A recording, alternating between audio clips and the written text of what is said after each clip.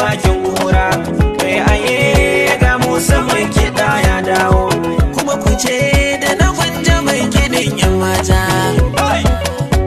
Baka bani ban baka to kushin na menene, ashe zaman duniya iyawa ne. Ni na fi so in ga yar Fulani na kiwo, kuma na fi so in ga ɗan fura cikin nono. Ni na fi so in ga an fito ana yawo, kuma na fi so in ga ɗan biri yana lilo.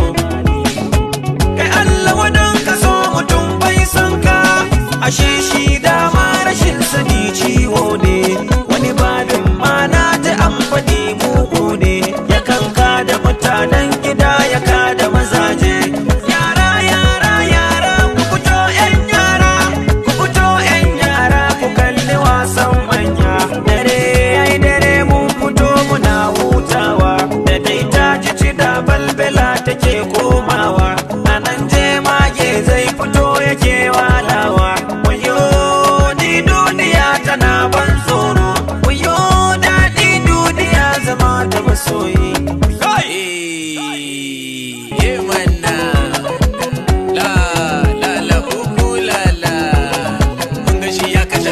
Kanshi da shan kwaya, ba ruwa na, kuyi masa bulala. Tinki da tinkan tingana. Magana shana da gesta ki gobara ta tashi, ashe zaman huhu banza garkuwa ta nishi. Shi ko kumallon mata na kira da kishi, ga na Gwanda ga Musa sai ku zo kun toshi.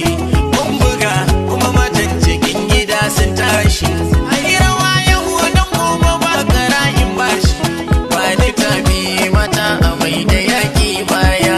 Ga kafa nan ba ma gudun a kunce kaya, banda Allah wa za ya mai da sarki bawa. Babu ƙarya a kushe ba ya fi ƙarfin ƙarya, ko da yan kankan ba ko da yan banza ba, ko a bakin gaba na riga na saba. Batu dan kunnen kowa, na ji matan birni suna faɗar tambayiwa. Jazare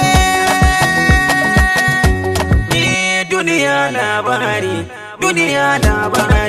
aboki lura ka gane, sanin masoyi sai Allah. Na tuno mai suna wata yar yarinya mai hali ga kunya.